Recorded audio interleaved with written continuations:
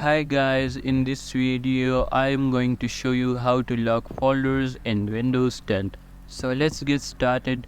So simply open the files, click on documents. Now right click on it and click on new. Click on shortcut, type the name of folder. Click on browse, click on this PC.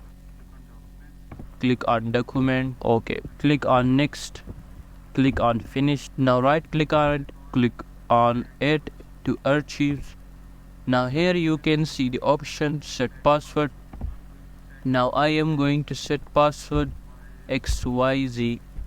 Re-enter the password XYZ. Here you can see two options, show password or encrypt file name. So select encrypt file names. So select encrypt file names if you don't want to show your data to anyone. So click on OK. Now you can see when I click on this file here, it is asking me for password. So I am going to enter the password. Click on OK. You can also lock your folders by following this process. Thanks for watching.